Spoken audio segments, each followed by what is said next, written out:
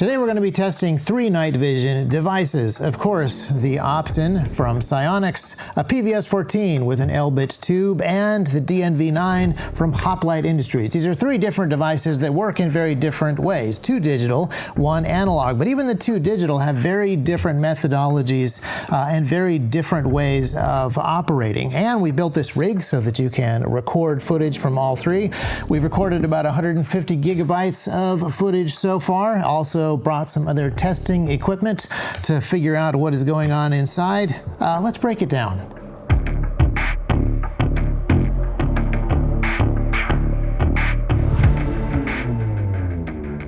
I have spent a number of years messing around with night vision, digital and analog, and comparing them together. And I'm very intrigued in this space. I got hands-on experience with all of these devices, but now I'm trying to show you guys how they work and how they look and give you some more data. And I will explain why at the end of the video. But first, let's do some basic tests with our rig. Filming through all 3 of these devices simultaneously, we can determine some things about them.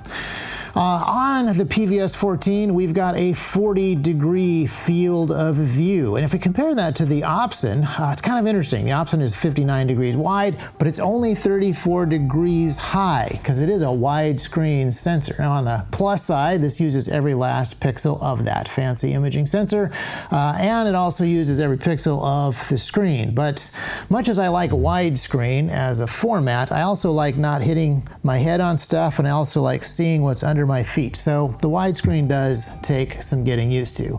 The DNV9 from Hoplite Industries gives you a proper round screen, just like you expect, but it sacrifices some pixels on the sides. You lose some pixels on the side, but you get a lot more of the lens. And this is 58 degrees field of view by my measurements. Now that comes at the expense of some obvious barrel distortion. I think that I would prefer pin-cushioning distortion on a lens, but here's where the camera tests are not quite enough. The distortion looks bad on screen, and it really doesn't bother me when I'm using this device. That's why this review is going to be a little bit of a mix. We're going to show you a bunch of footage of different things, but some of the data just cannot come through the cameras. You kind of have to get eyeballs on this to really see how it feels, but we're quantifying as much as we can. Here are the FOV scores. The other thing that you're going to have to kind of eyeball is latency. Remember, image latency is the biggest difference between digital and analog because an analog tube has no latency. If you watched my animation from my very first digital night vision video 7 years ago, you can see that the photons just kind of pour through the tube like water. The photons become electrons, which get amplified, and then they turn back into photons. Then they go straight into your retina, where they're turned back into electrons, and then they flow up to your brain, where your brain pictures them as photons. So there's lots of conversions, but they all happen at basically light speed. The digital sensors inside of these 2 cameras here, those also capture a bunch of data and convert it, but the conversions do not happen at light speed. First, the data has to be collected by the sensor, then it has to be given to a processing unit, then it has to be sent to a screen. There are unavoidable delays, and there's no really good way to show this on YouTube, so you're just going to have to kind of take my word for it and the experiences of other people that have used these devices based on how they are actually usable. There's no good way to show this latency on YouTube. The video that you're watching now has a high frame rate, we'll get to that later, but the latency between when we filmed it and when it appeared on your screen is significant and kind of invisible. So you're gonna have to kind of take my word for it and the word of other people that have used these devices on how much of an impact that latency has on actual usability. And in my opinion, the Opsin has the worst latency. That's unanimously agreed upon. But I would say that it is barely acceptable. It's way better than the Psyonix Aurora from several years ago. I would say that it's great for walking, and it becomes more of an issue the faster you go. It's great for driving relatively slowly, and it's fine for shooting relatively slowly. It's not going to be great for that ultra high speed running and gunning that you YouTube commenters prefer, but it's something that you can work around when you have a little bit more time on your hands. It's very noticeable, extremely noticeable. Not to the point of causing motion sickness for me, but very much there. Now, the DNV9, also a digital setup. The latency also very noticeable, but significantly less. I would say it's about half of what the Psionics has. I'm not sure of a great way to measure it scientifically, but I would argue that in this case, scientific quantification of the actual latency doesn't really matter. The personal noticeability and usability does. That's going to vary a little bit from person to person based on their reflexes and their use case. So it's something that you're going to have to kind of get a feel for by either using the device or talking to people who have. So here are the latency scores. We'll call those responsiveness scores just so that more equals good. That's how we'll just score things across the board. The next big difference between analog tubes and digital sensors is sensitivity, and we can measure the sensitivity. Okay, first I got to turn off all the LEDs from the GoPros. Look at those blinking LED lights telling me I'm recording. We will slowly, very slowly, introduce visible light and see when we can resolve detail.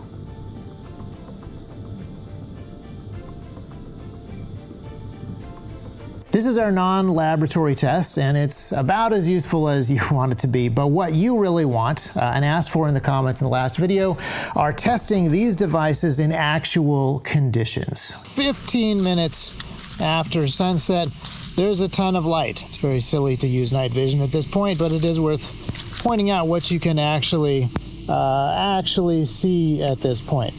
Way better to use your regular eyeballs.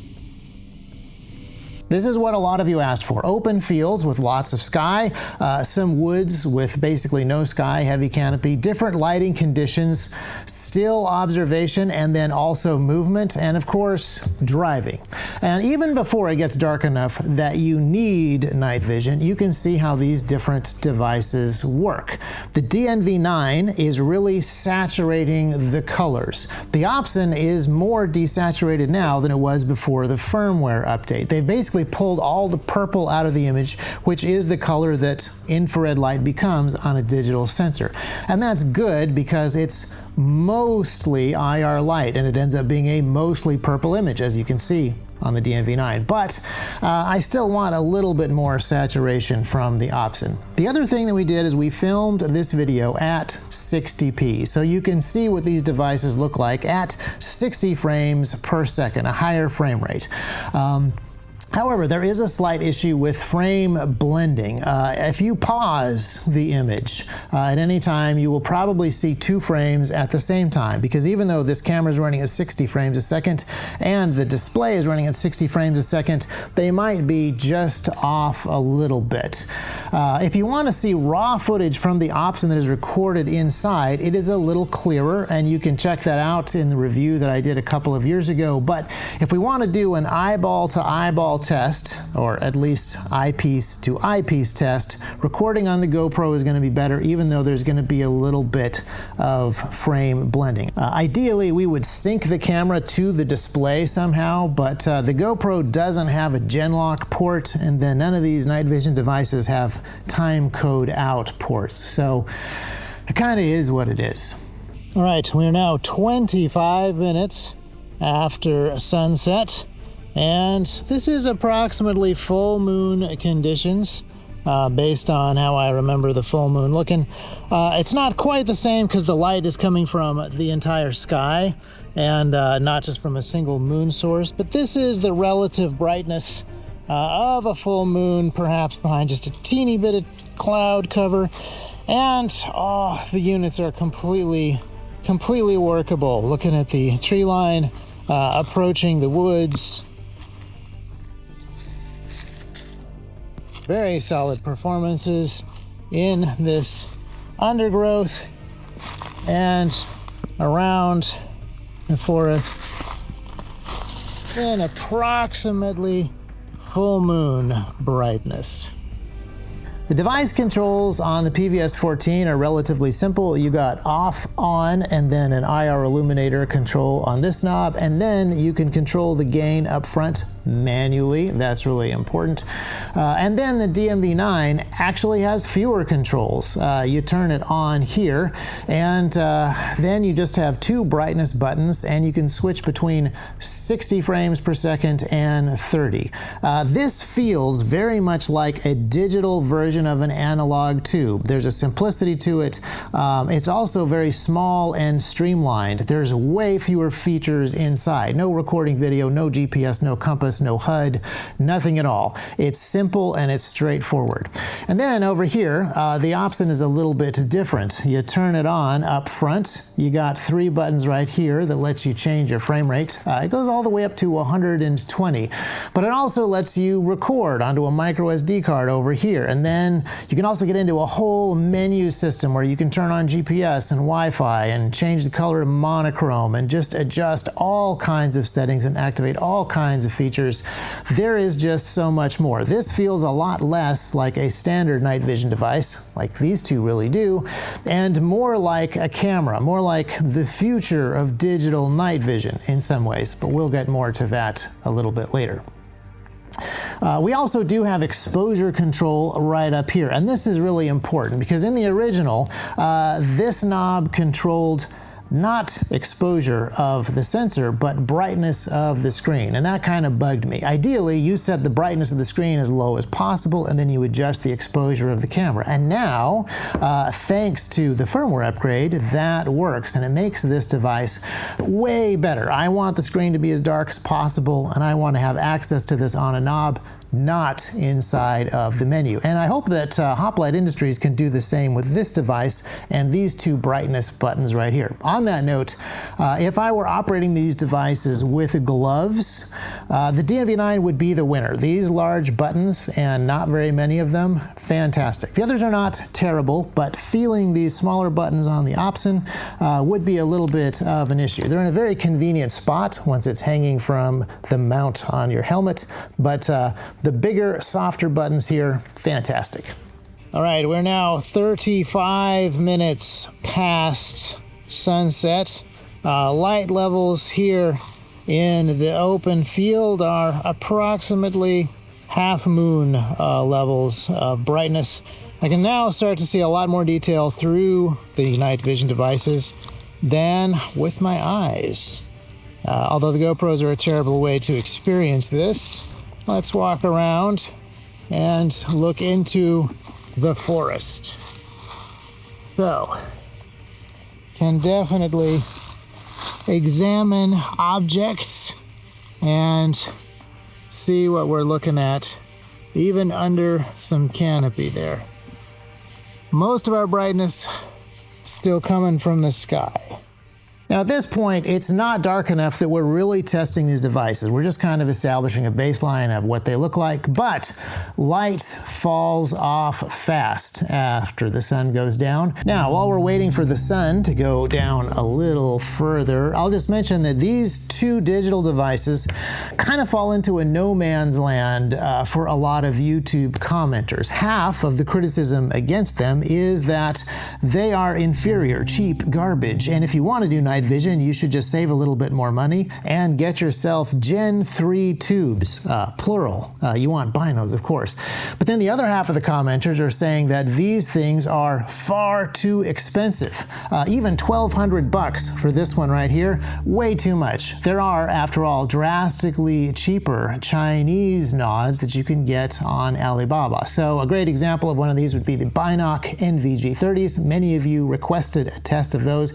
Those are under $400, and I've messed around with things in that price range. I've messed around with things with similar sensors and screens, and I'm just less interested in that. The NVG30s run at 30 frames a second as their normal speed, and you can ramp it up to extreme speed, 40 frames per second. Now, a lot of you have pointed out that these things are currently being used in Ukraine, despite their inferior specs. But I would argue that this is not necessarily because they are good, it is because they are available. And those devices, like these two digital devices right here, are not ITAR controlled. This is kind of a big deal. You can just buy those off the internet and ship them anywhere, just like the Opsin and just like the DNV9. That means they are going to be useful in places where it's just hard to get your hands on tubes. And if you already own tubes and you're traveling, it's hard to get the paperwork that allows you to legally travel with them. So that is kind of an issue. Now, while we're talking about prices, these are the price scores for these devices themselves.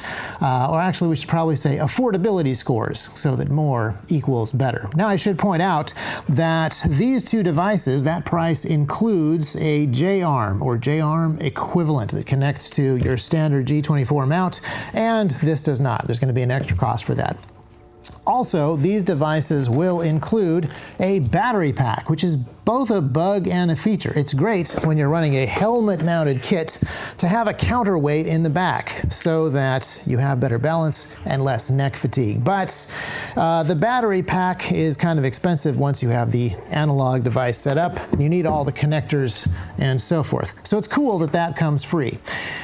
On the other hand, with these devices, you cannot use them without the battery pack, and that makes it a little bit clunky to go around and film footage with them or use them as a handheld, which is a bit of a shame because one of my favorite things about the Psionics Aurora, and the reason that I still carry it around for certain objects, certain missions, is that it can work as a handheld. And a lot of the weaknesses that these devices have as head-mounted displays, specifically the latency and some of the things that people do head-mounted night vision activities specifically to accomplish, those kind of go away once this is a handheld. But because of the power consumption of the digital devices, this battery pack is necessary to have 12 hours of night vision. And with analog, you can get 12 hours of night vision in a single AA.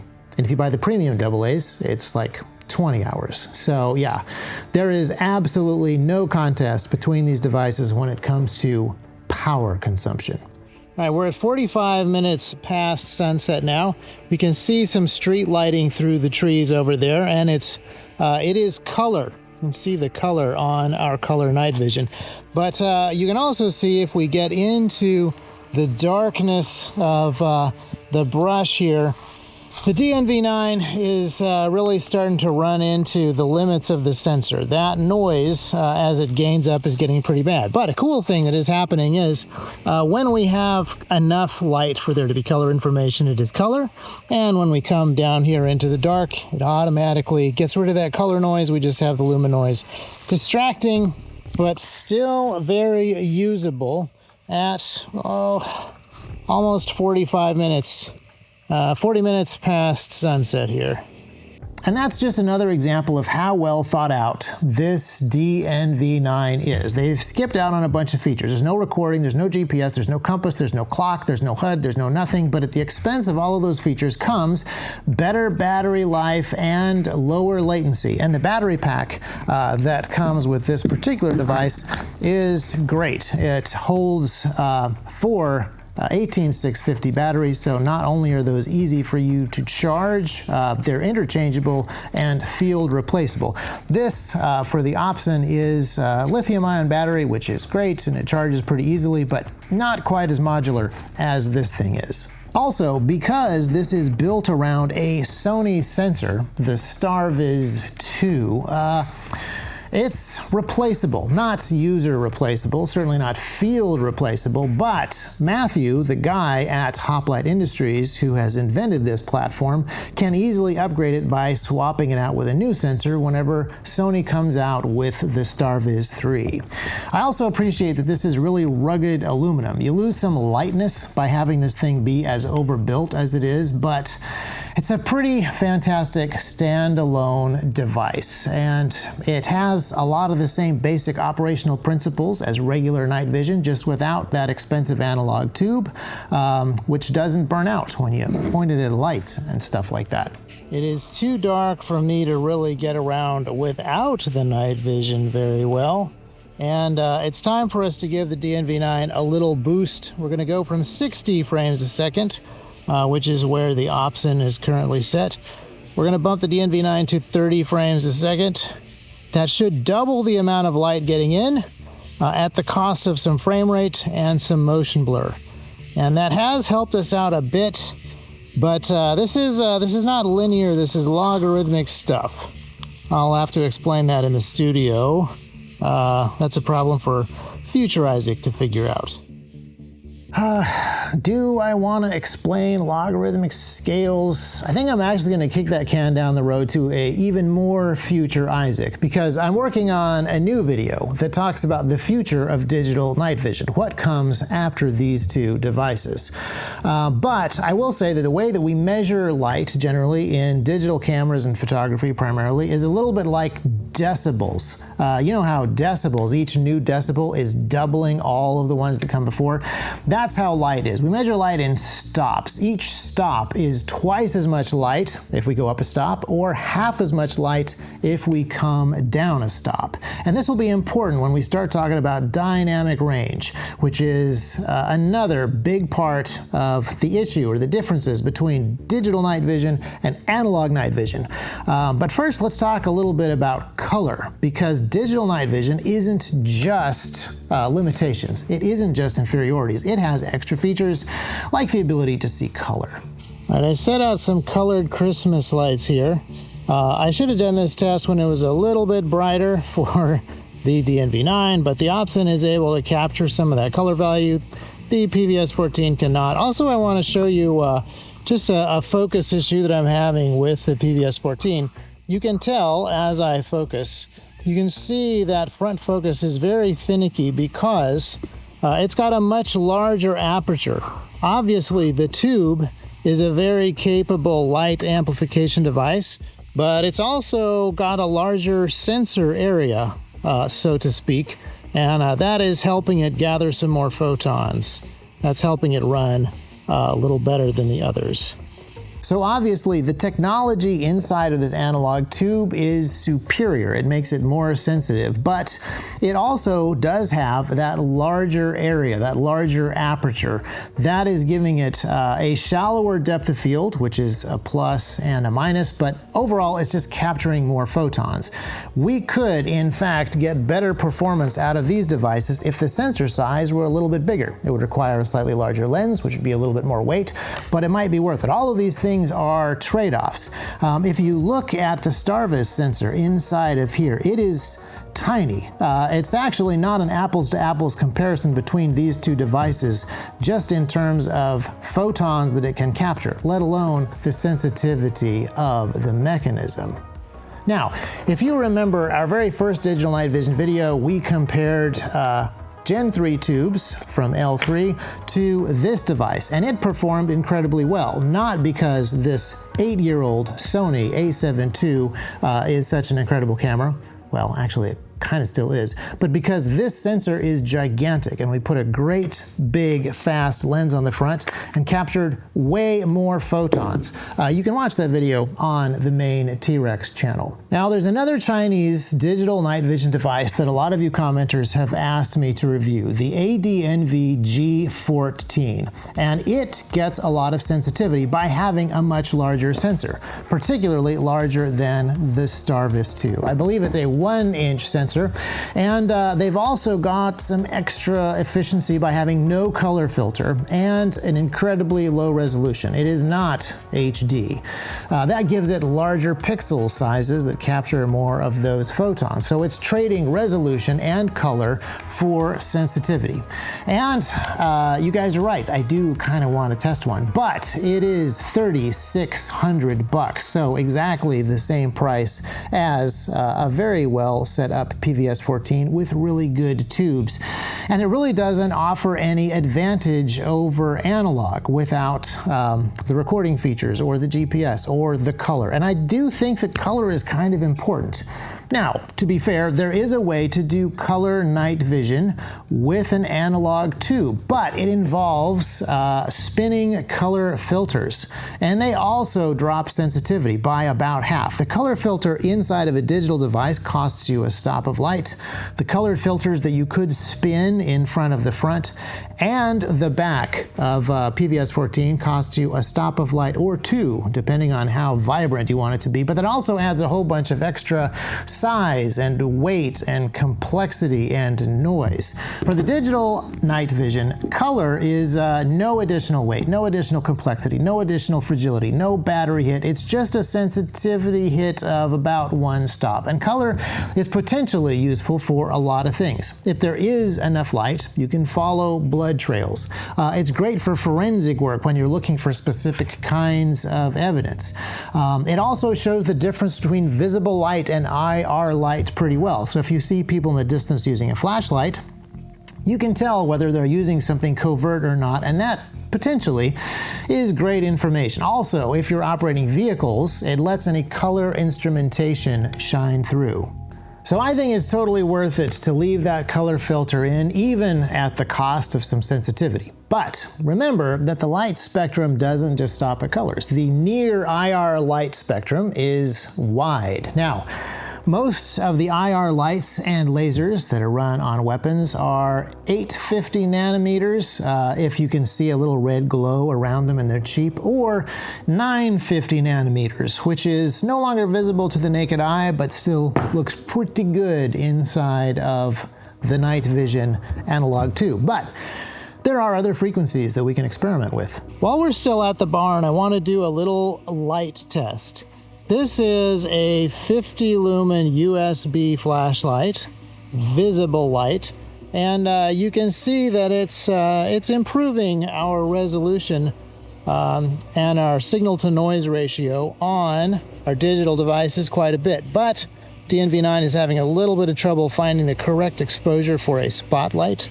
And you can see that the Opsin, a little bit better job of not overexposing, but this is visible light, and let's see how fast the auto gating is as we turn that on and off. This is the response time of our different digital devices when it's in high lumen mode. But now it's time to test another wavelength. This right here is a 1050 nanometer flashlight, totally invisible to the naked eye, extremely visible to our 2 digital sensors reaching way out to the forest, and almost no light visible on the PVS 14 at the tree line. We have to shine it right at the side of the barn before that shows up. So the Elbit tube senses 1050 nanometer IR light, but nothing compared to the digital tubes. We need to check some other wavelengths of this stuff and see what it can do. This is the Psionics, by the way. Now, we've done this experiment in the past with L3 tubes, which are less sensitive into those higher frequencies, I'm not quite sure how we're going to do the graphics for this bit. But the CMOS sensors, the silicon sensors that are inside these devices are much more uniform, so they're much more consistent across different sensors that are made, but they also can see way further into that near IR spectrum. And we have got a bunch of different LEDs right here to test. We're starting at 1070 nanometers, which is above the 1050 that we just tried outside using this Psionics flashlight. You can buy out-of-band lights now. Out-of-band lasers are a little trickier, but they are coming. And with these LEDs, we go all the way up to 1885 nanometers, which is far beyond what these tubes are supposed to be able to see. But, you know, one test is worth 1,000 expert opinions and a whole bunch of spec sheets that have been regurgitated by AI inside of a search engine. I doubt that we can see much above 1,300 nanometers, but I've got them going all the way up to 1,800, so might as well just do the test.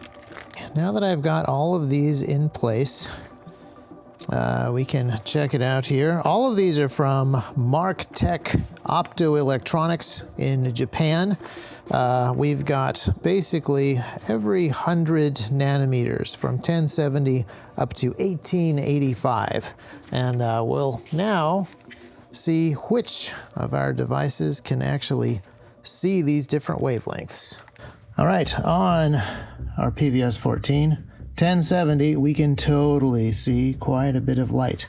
And as we go higher, we can actually see some light. But it's very hard to determine if this is actually being emitted or if it's a reflection.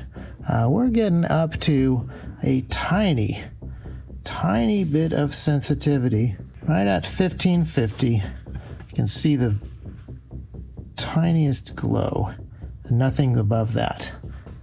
I was looking at these from the side, and if you look straight down into the lens, you can see tons of light coming from down here, but if you look towards the top on this DNV9, we're actually seeing all the way up into 1885. Pretty good amount of light coming out. The sensitivity is nothing compared to what it is for these bottom two, but our top 6 LEDs all visible. It's the same on the Opsin. Lots of very bright light coming from 1070 and up into 1100. 1200 is less bright, but we are able to see emitted light all the way up to 1885. Now I wish I'd bought LEDs that go a little higher. In the early GWAT days, US troops used IR strobes and lasers a lot because the opposing forces were just kind of invisible to that part of the spectrum. But very quickly they caught on and started using, well, to be perfectly honest, terrible old night vision devices. Even those really cheap Sony Handycams that had the IR filter removed, those became tactically significant devices. Not for running and gunning, obviously, for door kicking, nothing like that, but just seeing IR activity. The fact that these devices right here, despite some of their shortcomings, can see and identify out-of-band activity might be, in certain circumstances, very, very useful. When I go on vacation, I think I mentioned this before, because this is not ITAR controlled item, I often take this Aurora device with me, not because it's the pinnacle of tech.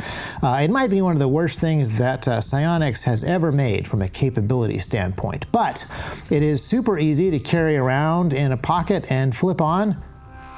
And now I can see infrared light. Really easy to identify certain things like where security cameras are operating. I don't know, just stuff like that. There are spotting and observation roles where these digital devices right here are worth their weight in gold. Even though they can't match Gen 3 devices in sensitivity, most places they totally beat Gen 3 sensitivity in other bands. All right, we are approaching 1 hour since sunset. There's still light in the sky, but it is very, very dark under the canopy here. The Opsin is actually performing much better than I remember it. I'm wondering how much of this is the new firmware, but it is still on 60 frames per second, unlike the DNV9. And in order to walk around under here, since I'm not wearing actual night vision, I'm using this red map reading light. And you can see that it is giving me a ton of illumination, even though it's not much light, ton of illumination in the nods. And you can see the color on the Opsin. Not quite enough color to trigger higher saturation on the DNV9 unless I get, you know, a little bit closer to the ground. A little bit more light. Otherwise, it stays pretty monochrome, as it should. Now, you guys asked about movement. I'm not going to run and gun with the Opsin because it's already been tested that way a lot. Hop has a great video where he ran it in a competition, and the DNV9 might have been better for that particular role if there was enough light, and it would have been worse in that specific competition if there was less light. There's a number of people who have used these devices in areas where you can't really film through them and given you their opinions. But I have used these devices for a number of slower movement activities, and I would say that in dense woods, it's much better to try to move slowly. And when you get into Tennessee undergrowth, even if you have access to the best possible Gen 3 tubes, sometimes it's actually better to use a dim red light and your peripheral vision, let your eyes adjust and go very slowly and very quietly. It's extremely loud walking through the Tennessee undergrowth with just a tiny map light for your feet and 3 blinding GoPros in your eyes.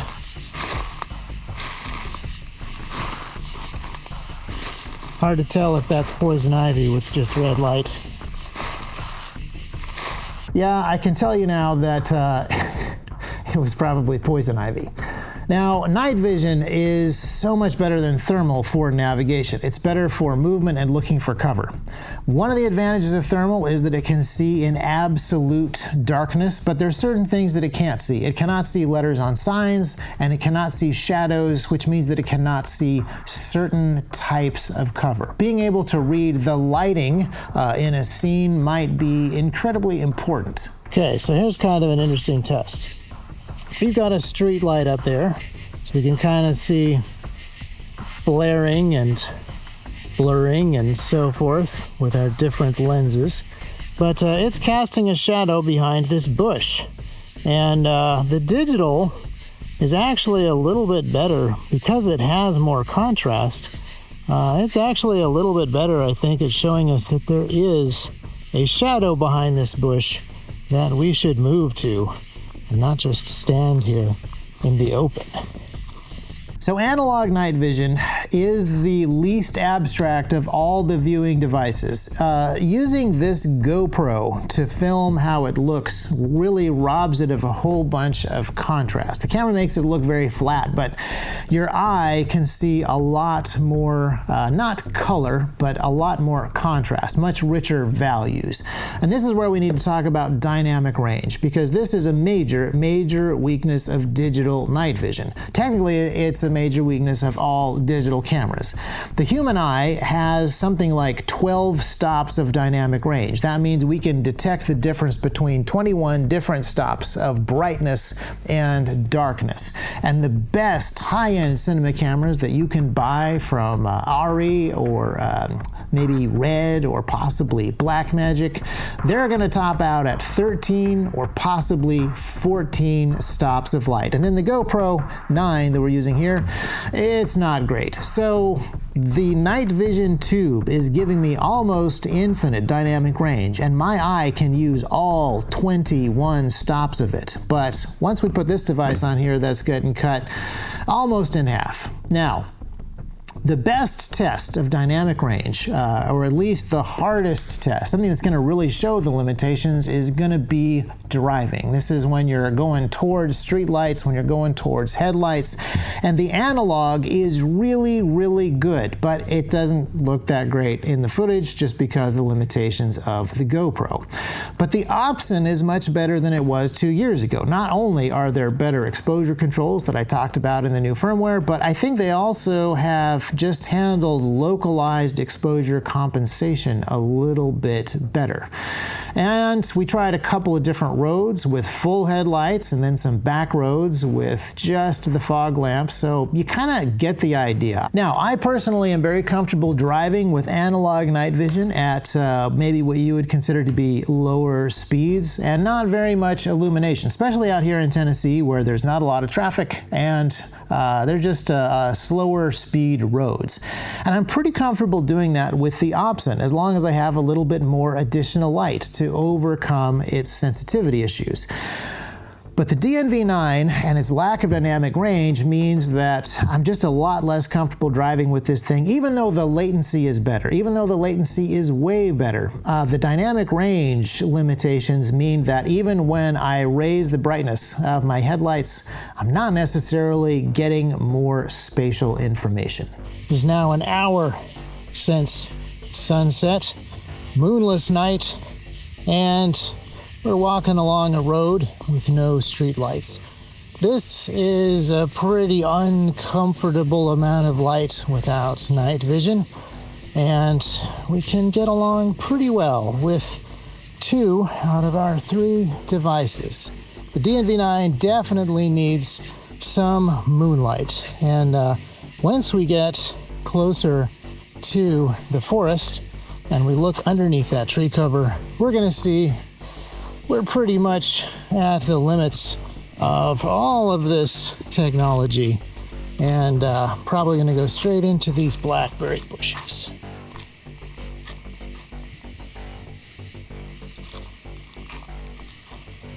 We've got our gain all the way up on the Elbit tube, and we're still at 60 frames a second on the Opsin. Not terrible. But there's always the option to add some more infrared light. If you're moving slowly and you can control how much you're putting out, it really is a fantastic way to equalize the performance between these different lights, particularly if you have the ability to use out-of-band light. Then you get much better performance on these digital sensors. A little infrared light goes a long way.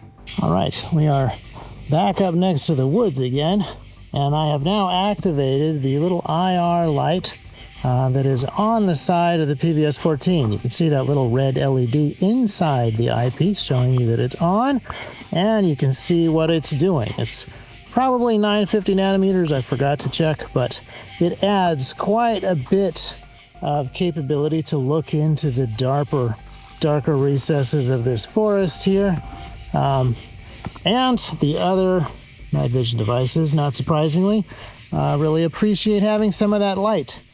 We are having some exposure and just dynamics issues with both of them. However, because the digital night vision devices do have limited dynamic range, it's helpful to be able to control the exposure either on the device itself or control how much light you are actually getting out. And looking through the lists of tests and questions that you guys had, I think we covered everything that didn't require actual gunfire or aircraft, but you had a bunch of interesting things. Now, a number of you asked for tests involving heat and cold, and those were not things that we ran directly on these devices. The annoying thing is those are tests that you probably have to run on individual devices. At a technology level, both the tubes and the camera sensors, they're actually pretty similar. They don't like hot weather as much as they like cold weather. They perform much better when they are kept cool, and they start to lose performance as they get into higher temperatures. The analog tube slowly loses performance, and then the digital devices will usually kind of just glitch out. The problem generally runs in other areas, like the batteries. Now, these run on lithium batteries, so they're going to have exactly the same temperature constraints regardless of what their internal technologies are. I have a friend who has summited Everest a few times because he's a cameraman that videotapes people summiting Everest for nature documentaries and so forth. He has to manage the temperature of his devices very carefully, but it's not that much of a challenge since, you know, human beings also have to be specific temperatures to operate properly. In some ways, the bigger issues that you're going to run into in extreme temperature fluctuations is not the internal technologies, but the adhesives and the cases themselves. As there's thermal expansion and contraction, you're going to have issues with some of the seals. Those are going to be bigger issues to look at, and those are going to have more to do with how the device is constructed than the actual sensors themselves and the underlying technology. So I would say that we probably have our final scores right here. The PVS-14 is just fantastic. It's got 20 hours of battery on a single AA. It's got unparalleled dynamic range. It has the best sensitivity. It's small and it's light. And an RVM14 is even lighter. You can get your housing swapped out, keep the same tube. It's a very affordable way to upgrade that thing. Lighter optics can shave a few ounces off there. It's a great modular system. And the DNV9 is also modular. It's actually more modular because Hoplite Industries has made a system where he's got bridges that allow you to really quickly turn this into a set of binos with a second tube, or even into a set of quads if you have 4 of these things. Now, all of that interchangeability is extremely cool. It's well thought out. It's kind of heavy because it is overbuilt and sturdy, but I do think it's cool that you can build almost any configuration out of the DNV9 just by swapping some parts. And he sells all those parts separately on the website. Should also mention I'm really impressed with the lenses that he made for his quads. Grinding and angling those things is a bit of a challenge, and yeah, they turned out pretty well. However, the DNV9 sensor is really letting this thing down. Again, if there's ever a Starvis 3, it can be pretty easily swapped back in, but there's not really any sign of that improved sensor coming anytime soon. So more needs to be done to bring this up to the next generation of digital night vision. So now we're about 7 hours after dark. So now we're about 7 hours after sunset. It is well and truly dark out here. Moon is at least 7 hours away from rising. If our focus were perfect, you'd see the stars and the Milky Way quite well up here. The Opsin is getting cheaper as it gets older, but it's also getting better with some firmware improvements. And so I really want to just continue to mess around with this thing because it's actually usable. However, there are just still unmistakable limitations with these devices for certain applications. The digital sensors have incredible value for observation and for spotting. Now, interestingly, if you want the capabilities of the Opsin for, say, perimeter security, not a head-mounted display, Psyonix makes a night wave camera with this sensor inside. And so it's a fantastic way to plug it directly into ATAC and have fixed positions with remotely operated cameras. You can also have remotely operated out-of-band illuminators. That would be a hugely valuable thing and a far better fit for digital sensors than analog ones. Digital can also be made more rugged than analog tubes when it comes to rifle recoil. There's a bunch of reasons for that, but again, it has more to do with how the device is physically manufactured and the materials than the underlying technology. Analog tubes do have some areas of fragility that are still kind of baked in. And on a weapon optic, for certain types of shooting, the minor latency that you still have in these platforms is less of an issue. You're much less likely to have motion sickness issues with something that you're already moving independently of your head. And it's easier to add extra lenses, and it's easier to integrate other sensors, and it's easier to have overlaid disturbed reticles. So digital night vision sensors are just a no-brainer for weapon optics. Now, if I could just interrupt past Isaac, now that we've spent about a week digging through the footage and examining it and doing a couple of additional experiments, I can't tell you how much better this PVS-14 actually looks in person. The camera just cannot capture how this thing is a magic telescope. It is utterly unlike the other cameras, and the GoPro just does not do it justice. So for the sensitivity and the responsiveness, this thing is the undisputed king. However, there are some significant advantages to these other devices, and they're going to get better once extra sensors or extra processing capability comes in. And there's a few things that also don't show up in the camera view. I really like how the DNV9 looks to my eye from an optical perspective. The sensor is not great. I think the colors are a little bit overpowered, but it's just a very comfortable thing to use. This is so small and so light. I just love how slim it is, and just looking through this is great. I have a huge amount of actual space in this eye box. I can run it up close, I can run it further away, I can still focus on the image in that 59-degree field of view. you get used to that really quickly. And then the smaller tubes that you're looking through, it feels like you are missing something. And then there's another small issue with the Opsin that I should mention here. This thing has a much less generous eye box. You have to run it very, very close to this eye in order to see all of that widescreen screen and really dial in the diopter focus. That makes it hard to wear eye protection, which you want if you're shooting or if you're wandering through the woods where there's lots of pokey twigs.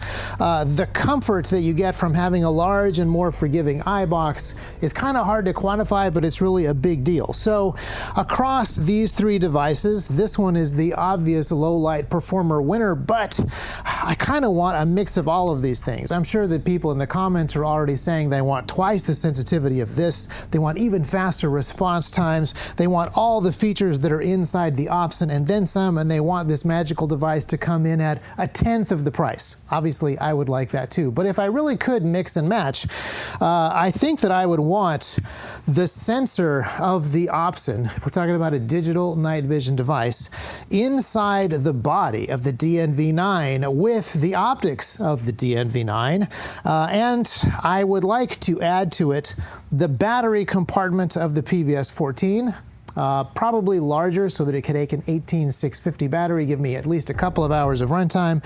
And then I also want as a feature the potentiometer here for exposure control, not screen brightness, and I'd add a little LED emitter, a tiny LED illuminator, and I'd make it maybe the 12 or 1300 nanometers so that it's totally out of the bands of these other things to detect. That would be a fantastic digital night vision device, but it would still be in this Gen 1 territory. Where things really start to get interesting is what I'm going to call Generation 2 digital night vision. We'll be talking about that in the very near future.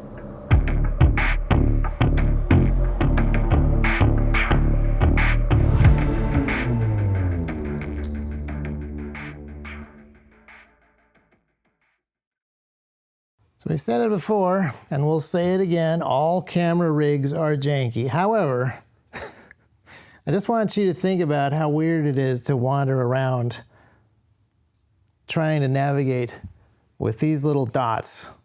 You know, it's about the size of a quarter.